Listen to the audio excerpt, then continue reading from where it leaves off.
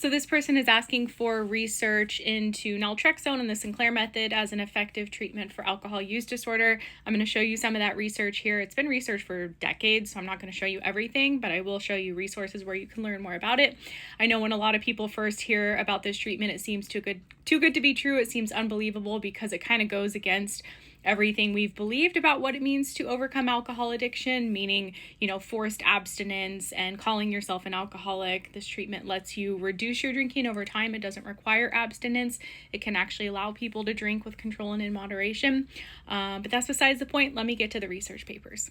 So first, if you would like to go to a place like PubMed just to look into the research papers yourself, you can search naltrexone and alcohol and you'll see there's 2,700 results.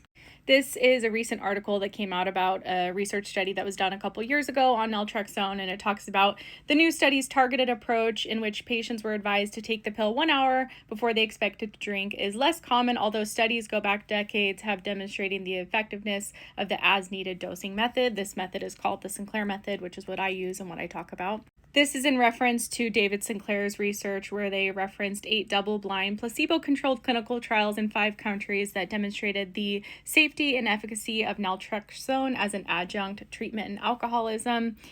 He talked about the efficacy depending on, how naltrexone is used. Part of his research was showing that naltrexone is potentially more effective when used in that targeted approach before drinking, as opposed to just taking it daily with abstinence, but it's used in a variety of different ways to treat alcohol dependence. This paper was published, I believe, back in 2002, and I'm not going to read all of it, but it does say that, in brief, naltrexone is significantly beneficial in helping those patients who cannot remain abstinent to reduce their drinking behaviors, breaking the vicious, self-destructive cycle in alcoholics whereby one drink leads to another, and allowing more quality time for psychosocial therapy to be productive. And just quickly to reference why naltrexone works is because it reduces the pleasurable effects associated with drinking, and it can actually enhance the less desirable or sedative effects of alcohol.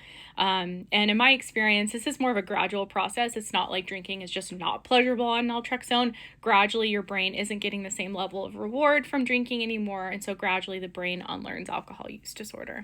And this is just a conclusion, again, of David Sinclair's research. And the majority of double-blind clinicals that they did, these favored prescribing naltrexone to help people with alcohol dependence reduce their heavy drinking days. And again, this is consistent with how the medication works to essentially reduce the reward associated with drinking. And this is a recent paper that came out where it talks about initiating oral or injectable naltrexone at hospital discharge can significantly reduce heavy drinking in patients with alcohol use disorder.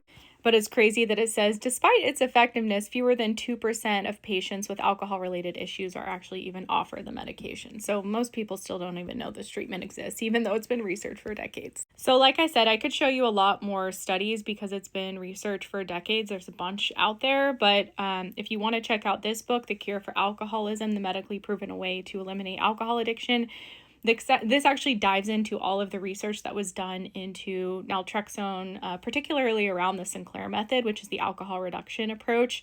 The book is really easy to read, and in the back of the book, it cites all of the different studies that have been done into naltrexone for alcohol use disorder. At the time of publishing this book, there's been more done since then. And if you're a New York Times subscriber, this article came out a couple of years ago. There's been several articles since then on naltrexone, but this is an interesting one that referenced a recent study about how binge drinking may be curbed with a pill.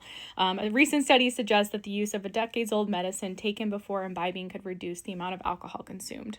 And if you haven't seen it, this recent PBS series done in December, it actually dives into this treatment. And the title of it is Why a Promising Treatment for Alcohol Abuse is Barely Used. There was a video segment and an article as well if you wanted to check that out. And I've done a lot of interviews and success stories of people who've used this treatment since I've been in this field since 2017. This is just one such success story. You can pause to read it. Another success story.